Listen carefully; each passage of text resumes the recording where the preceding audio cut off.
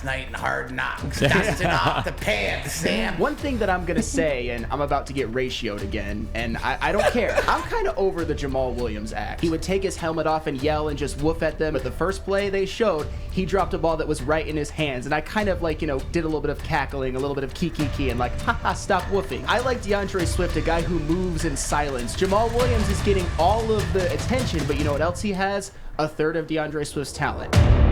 Anyway, Sam Flannel, we'll go back. Last night in Hard Knocks. Dusting off the pants, Sam. Dusting off He's dusting up the pants right now. Dusting off a lot better. Hard Knocks, episode 3 last night. And, they're following that television script. And it's a lot of what we've seen from Hard Knocks. And, again, I go back to it. Hard Knocks is one of my favorite shows of all time. And Hard Knocks paved the way for the F1 docu-series. Every good series you see, docu-series you see, is literally based on Hard Knocks. For sure. And what they've done. And, they're talking a lot about the coaches and stuff like that. And I don't know, again, I watch all the Hard Knocks all the time. And I don't know if it's because, I wonder if I have a curse of knowledge with this. Because it's my team that I root for that's in here now. And I enjoyed the Pac-Man Jones with the Bengals and stuff like that. You know what I'm saying? The controversy? The entertainment / controversy / I'm familiar with all these guys. Although I did not know the Craig Reynolds backstory, with his brother being in prison and stuff like that. I did not know that. That was pretty cool. And I thought that shout out to the Hammer, Jennifer Hammer, because she brought this up. I saw. But we've seen the many faces that Jamaal Williams is entertaining, right? We saw the many faces of him from, you mentioned from his anime to his heartfelt plea about winning games to you look at we're going out, and I think it was imperative where you see where the mindset is. It wasn't Dan Campbell and his coaching staff wasn't preaching the exhibition game. They were preaching the 2 practices where you got to hit other people other than your own team. That's what made it apparent. And I think that, when you see Dan Campbell say, we got to go in and not fight, you don't want to start a fight and stuff like this, but we got to be hard to play against.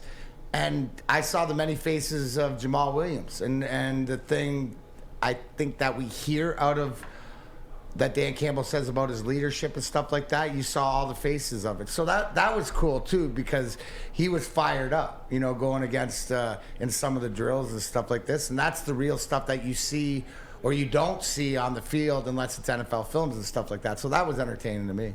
Yeah, Juice's Ghost says, I think Hard Knocks is different for us Lions fans because we have real-time knowledge. And I'm glad to hear that from somebody else, because that's what I was thinking. And look, there were entertaining moments and stuff like that.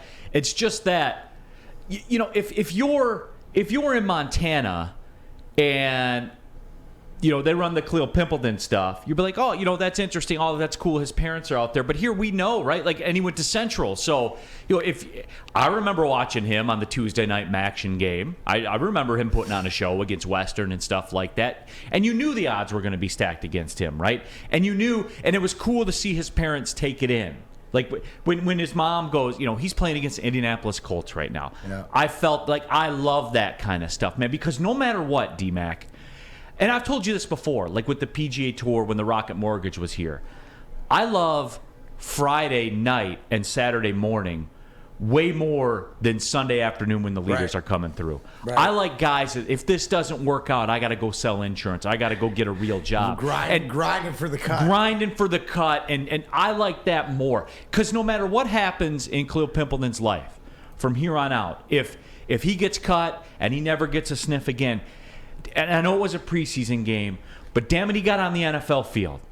Yeah. He got on it. He was there. Made a catch. Made a couple catches. Yeah. Stuff like that. So, yeah. That's, manifesting your dreams and stuff like this. And a lot of times, we forget about the guy. You got to remember, right? You got to get down to a 53-man roster or whatever that from, 80 guys? That's a lot of guys. And I know you get to bring 16 back, but the chances of losing different guys and stuff like this, I think that, the one thing also is who's going to be the backup.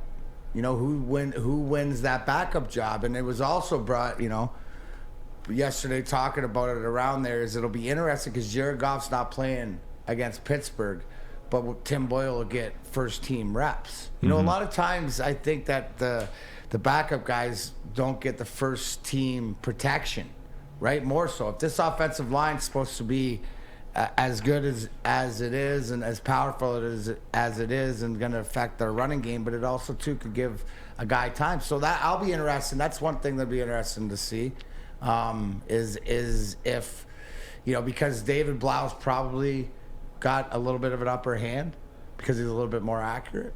But he's turning the ball over though, man. No, I understand. Yeah. But it'll be interesting to see Tim Boyle. Maybe with the fact, if you break it down, how many times has he had first team reps with those guys? That might change the perspective. So jobs are still up for grabs. Guys are fighting for them. Sam Flannel, your takeaway last night from Hard Knocks. What stood out to you? One of my takeaways is the Malcolm Rodriguez stuff was interesting. It was interesting to show some of the highlights of what makes him so good is that he was always near the football. Even when he didn't make the tackle, he was always there taking good pursuit angles, just being what a good linebacker is. And I like the conversation Aaron Glenn had with Aiden Hutchinson. I thought it was interesting. It was kind of like a proud father being like, I knew you were the right guy. Like, you've shown me. And I thought that was very interesting. Show us. But one thing that I'm going to say, and I'm about to get ratioed again, and I don't care. I don't give a damn. I'm kind of over the Jamaal Williams act. I'm sorry. The whole, him practicing, going in those drills. I mean, it's entertaining.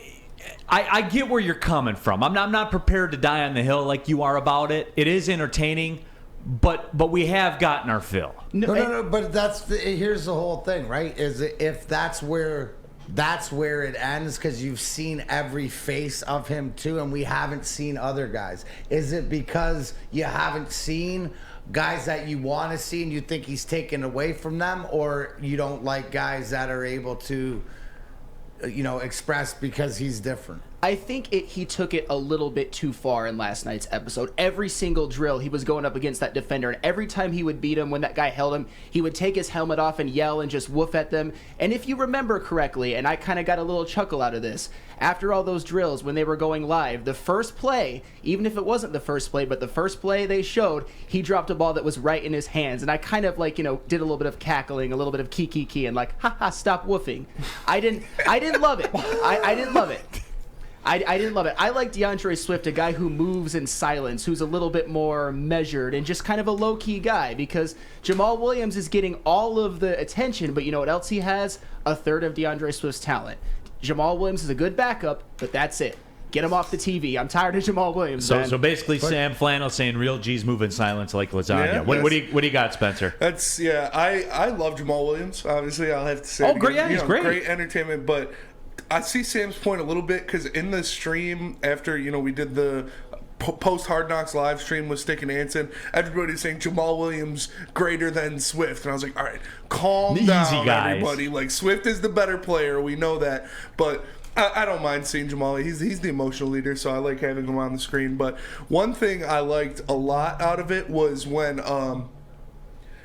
Deuce Staley and Dan Campbell were in their office talking before they went to Indianapolis, and they were talking about this is good for the guys because when we get to this point in training camp, you need to switch things up a little bit because they've been there before, and that's what I like.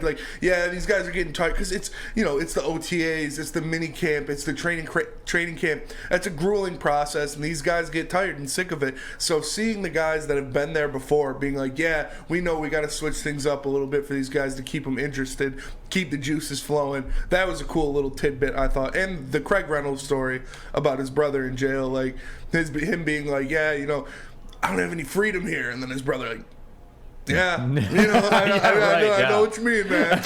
And so I'm rooting for him. His brother, that's a terrible thing for him. He's been in prison for what they said, 12 years or something like that. So I'm hoping, I'm rooting for Craig Reynolds. I think he's on the team regardless. He's our running back 3. I think he's inked on the roster already, but still, it gives you a little energy to root for the guy. Yeah, it's just when they went out and got Justin Jackson, yeah. I think that puts more fear into Jamar Jefferson and Godwin than it does Craig Reynolds. I think Craig Reynolds is safe. You think so? Yeah, I do. I really do.